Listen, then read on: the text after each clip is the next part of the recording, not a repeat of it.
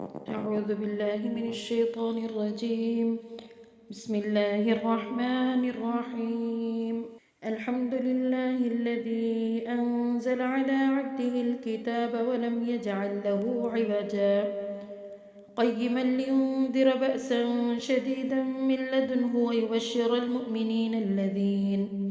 ويبشر المؤمنين الذين يعملون الصالحات أن لهم أجرا حسنا ماكثين فيه أبدا وينذر الذين قالوا اتخذ الله ولدا ما لهم به من علم ولا لآبائهم كبرت كلمة تخرج من أفواههم إن يقولون إلا كذبا فلعلك باخع نفسك على آثارهم إن لم يؤمنوا بهذا الحديث أسفا إنا جعلنا ما على الأرض زينة لها لنبلوهم أيهم أحسن عملا وإنا لجاعلون ما عليها صعيدا جرزا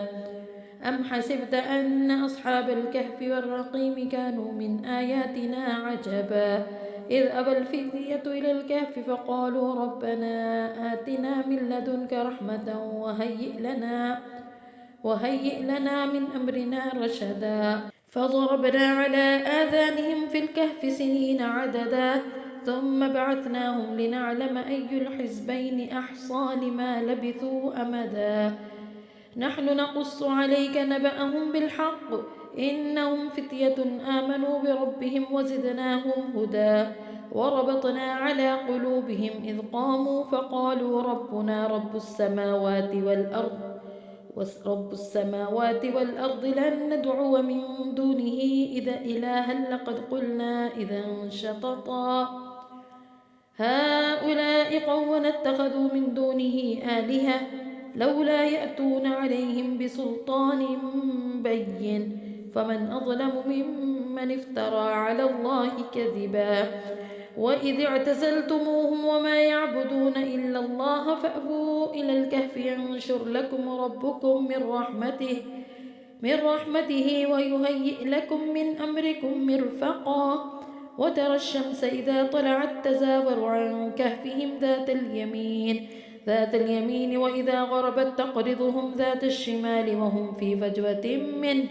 ذلك من آيات الله من يهد الله فهو المهتد ومن يضلل فلن تجد له وليا مرشدا وتحسبهم أيقاظا وهم رقود ونقلبهم ذات اليمين وذات الشمال وكلبهم باسط ذراعيه بالوصيد لو اطلعت عليهم لوليت منهم فرارا ولملئت منهم رعبا وكذلك بعثناهم ليتساءلوا بينهم قال قائل منهم كم لبثتم قالوا لبثنا يوما أو بعض يوم قالوا ربكم أعلم بما لبثتم فبعثوا أحدكم ببرقكم هذه إلى المدينة فلينظر أيها أزكى طعاما فليأتكم برزق منه وليتلطف ولا يشعرن بكم أحدا إنهم إن يظهروا عليكم يرجموكم أو يعيدوكم في ملتهم ولن تفلحوا إذا أبدا وكذلك أعثرنا عليهم ليعلموا أن وعد الله حق وأن الساعة لا ريب فيها إذ يتنازعون بينهم أمرهم فقالوا ابنوا عليهم بنيانا ربهم أعلم بهم قال الذين غلبوا على أمرهم لنتخذن عليهم مسجدا سيقولون ثلاثة رابعهم كلبهم ويقولون خمسة سادسهم كلبهم رجما بالغيب ويقولون سبعة وثامنهم كلبهم قل ربي أعلم بعدتهم ما يعلمهم إلا قليل فلا تمار فيهم إلا مراء ظاهرا ولا تستفت فيهم منهم أحدا ولا تقولن لشيء إني فاعل ذلك غدا إلا أن يشاء الله واذكر ربك إذا نسيت وقل عسى أن يهديني ربي لأقرب من هذا رشدا ولبثوا في كهفهم 300 سنين وازدادوا 9 قل الله أعلم بما لبثوا له غيب السماوات والأرض أبصر به وأسمع ما لهم من دونه من ولي ولا يشرك في حكمه أحدا واتل ما أوحي إليك من كتاب ربك لا مبدل لكلماته ولن تجد من دونه ملتحدا واصبر نفسك مع الذين يدعون ربهم بالغداة والعشي يريدون وجهه ولا تعد عيناك عنهم تريد زينة الحياة الدنيا ولا تطع من أغفلنا قلبه عن ذكرنا واتبع هواه وكان أمره فرطا وقل الحق من ربكم فمن شاء فليؤمن ومن شاء فليكفر إنا أعتدنا للظالمين نارا أحاط بهم سرادقها وإن يستغيثوا يغاثوا بماء كالمهل يشفي الوجوه بئس الشراب وساءت مرتفقا إن الذين آمنوا وعملوا الصالحات إنا لا نضيع أجر من أحسن عملا أولئك لهم جنات عدن تجري من تحتهم الأنهار يحلون فيها من أساور من ذهب ويلبسون ثيابا خضرا من سندس واستبرق متكئين فيها على الأرائك نعم الثواب وحسنت مرتفقا واضرب لهم مثل الرجلين جعلنا لأحدهما جنتين من أعناب وحففنا خلالهما نهرا وكان له ثمر فقال لصاحبه وهو يحاوره أنا أكثر منك مالا وأعز نفرا ودخل جنته وهو ظالم لنفسه قال ما أظن أن تبيد هذه أبدا وما أظن الساعة قائمة ولئن رددت إلى ربي لأجدن خيرا منها منقلبا قال له صاحبه وهو يحاوره أكفرت بالذي خلقك من تراب ثم من نطفة ثم سواك رجلا لكن هو الله ربي ولا أشرك بربي أحدا ولولا إذ دخلت جنتك قلت ما شاء الله لا قوة إلا بالله إن ترني أنا أقل منك مالا وولدا فعسى ربي أن يؤتيني خيرا من جنتك ويرسل عليها حسبانا من السماء فتصبح صعيدا زلقا أو يصبح ماؤها غورا فلن تستطيع له طلبا وأحيط بثمره فأصبح يقلب كفيه على ما أنفق فيها وهي خاوية على عروشها منتصرا هنالك الولاية لله الحق هو خير ثوابا وخير عقبا واضرب لهم مثل الحياة الدنيا كماء أنزلناه من السماء فاختلط به نبات الأرض فأصبح هشيما تذروه الرياح وكان الله على كل شيء مقتدرا المال والبنون زينة الحياة الدنيا والباقيات الصالحات خير عند ربك ثوابا وخير أملا ويوم نسير الجبال وترى الأرض بارزة وحشرناهم فلم نغادر منهم أحدا وعرضوا على ربك صفا لقد جئتمونا كما خلقناكم أول مرة بل زعمتم أن لن نجعل لكم موعدا ووضع الكتاب فترى المجرمين مشفقين مما فيه ويقولون يا ويلتنا ما لهذا الكتاب لا يغادر صغيرة ولا كبيرة إلا أحصاها ووجدوا للملائكة اسجدوا لآدم فسجدوا إلا إبليس كان من الجن ففسق عن أمر ربه أفتتخذونه وذريته أولياء من دوني وهم لكم عدو بئس للظالمين بدلا ما أشهدتهم خلق السماوات والأرض ولا خلق أنفسهم وما كنت متخذ المضلين عضدا ويوم يقول نادوا شركائي الذين زعمتم فدعوهم فلم يستجيبوا لهم وجعلنا بينهم موبقا ورأى المجرمون النار فظنوا أنهم واقعوها ولم يجدوا عنها مصرفا ولقد صرفنا في هذا القرآن للناس من كل مثل وكان الإنسان أكثر شيء جدلا وما منع الناس أن يؤمنوا إذ جاءهم الهدى ويستغفروا ربهم إلا أن تأتيهم سنة الأولين أو يأتيهم العذاب قبلا وما نرسل المرسلين إلا مبشرين ومنذرين ويجادل الذين كفروا به هزوا ومن أظلم ممن ذكر بآيات ربه فأعرض عنها ونسي ما قدمت يداه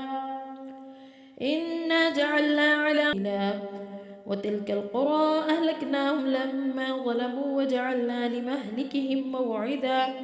وإذ قال موسى لفتاه لا أبرح حتى أبلغ مجمع البحرين أو أمضي حقبا فلما بلغا مجمع بينهما نسى عبدا من عبادنا آتيناه رحمة من عندنا وعلمناه من لدنا علما قال له موسى هل أتبعك على أن تعلمني مما علمت رشدا قال إنك لن تستطيع معي صبرا وكيف تصبر على ما لم تحط به خبرا قال ستجدني إن شاء الله صابرا ولا أعصي لك أمرا قال فإن اتبعتني فلا تسألني عن شيء حتى أحدث لك منه ذكرا فانطلقا حتى إذا ركبا في السفينة خرقها قال أخرقتها لتغرق أهلها لقد جئت شيئا إمرا قال ألم أقل إنك لن تستطيع معي صبرا قال لا تؤاخذني بما نسيت ولا ترهقني من أمري عسرا فانطلقا حتى إذا لقيا غلاما فقتله قال قتلت نفسا زكية بغير نفس لقد جئت شيئا نكرا قال ألم أقل لك إنك لن تستطيع معي صبرا قال إن سألتك عن شيء بعدها فلا تصاحبني قد بلغت من لدني عذرا فانطلقا حتى إذا أتيا أهل قرية استطعما أهلها فأبوا أن يضيفوهما فوجدا فيها جدارا يريد أن ينقض فأقامه قال لو شئت لاتخذت عليه أجرا قال هذا فراق بيني وبينك سأنبئك بتأويل ما لم تستطع عليه صبرا أما السفينة فكانت لمساكين يعملون في البحر فأردت أن أعيبها وكان وراءهم ملك يأخذ كل سفينة غصبا وأما الغلام فكان أبواه مؤمنين فخشينا أن يرهقهما طغيانا وكفرا فأردنا أن يبدلهما ربهما خيرا منه زكاة وأقرب رحما وأما الجدار فكان لغلامين يتيمين في المدينة وكان تحته كنز لهما وكان أبوهما صالحا فأراد ربك أن يبلغا أشدهما ويستخرجا كنزهما رحمة من ربك وما فعلته عن أمري ذلك تأويل ما لم تستع عليه صبرا ويسألونك عن ذي القرنين قل سأتلو عليكم منه ذكرا إنا مكنا له في الأرض وآتيناه من كل شيء سببا فأتبع سببا حتى إذا بلغ مغرب الشمس وجدها تغرب في عين حمئة ووجد عندها قوما قلنا يا ذا القرنين إما أن تعذب وإما أن تتخذ فيهم حسنا قال أما من ظلم فسوف نعذبه ثم يرد إلى ربه فيعذبه عذابا نكرا وأما من آمن وعمل صالحا فله جزاء الحسنى وسنقول له من أمرنا يسرا ثم أتبع سببا حتى إذا بلغ مطلع الشمس وجدها تطلع على قوم لم نجعل لهم من دونها سترا كذلك وقد أحطنا بما لديه خبرا ثم أتبع سببا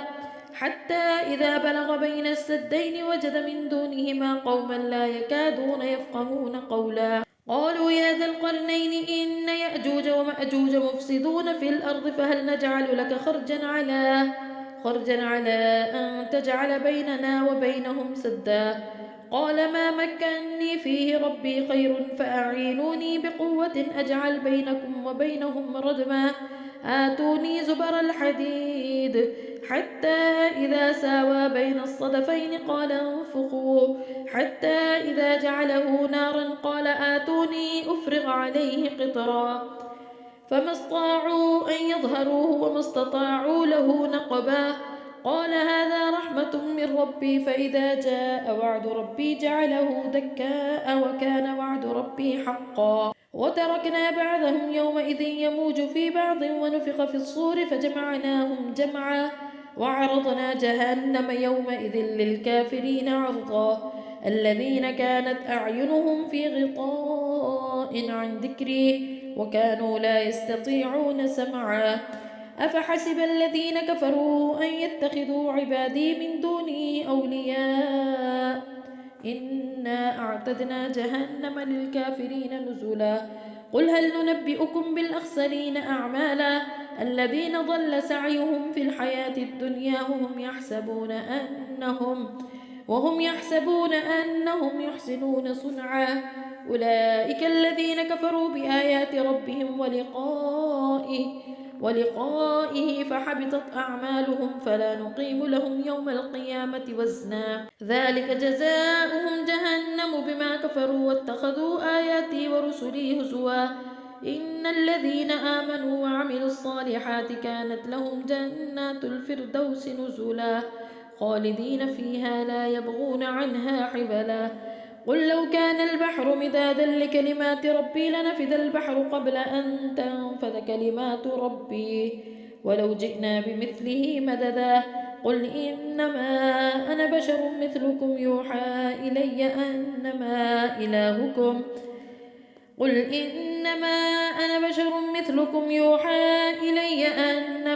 إلهكم إله واحد فمن كان يرجو لقاء ربه فليعمل عملا صالحا ولا يشرك بعبادة ربه أحدا.